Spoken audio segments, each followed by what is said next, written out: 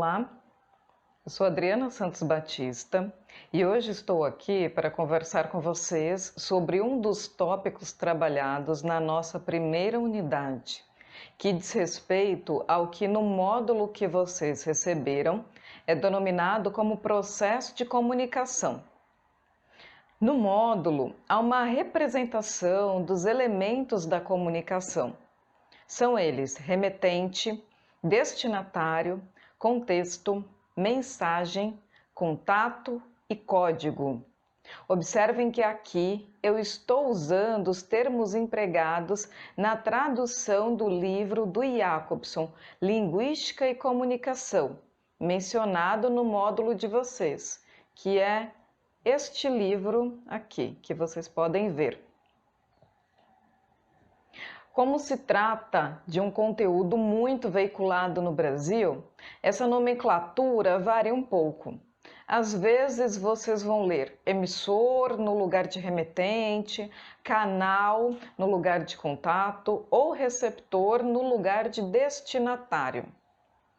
Certamente, essa teoria da comunicação é um dos conteúdos de linguística mais presentes na educação básica, em conjunto, é claro, com as funções de linguagem.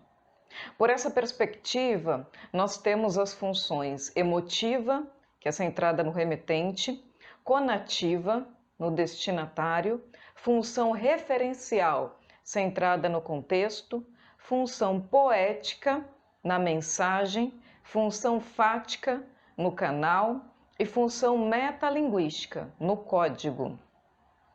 Como este é um conteúdo já amplamente abordado, eu gostaria de problematizar alguns aspectos do processo de comunicação que, embora façam parte do nosso dia a dia enquanto falantes, podem não ser tão evidentes quando nós tomamos este esquema clássico da teoria da comunicação.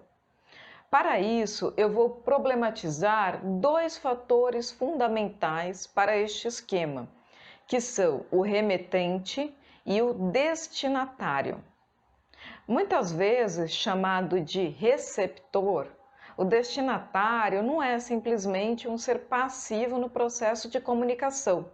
O lugar que ele ocupa na estrutura social, seu gênero, suas expressões, caso se trate de uma comunicação que permita essa visualização, entre outros aspectos, são fundamentais na construção da mensagem pelo remetente.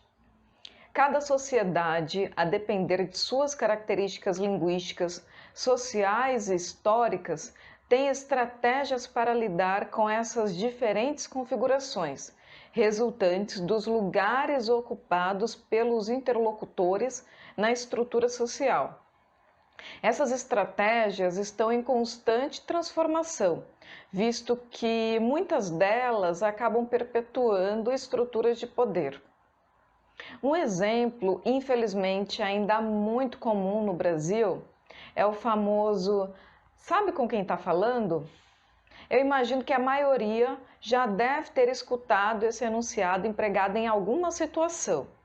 Ele costuma ser usado em momentos em que um dos interlocutores tem quebradas suas expectativas de ter um tratamento diferente em função do lugar social que ocupa.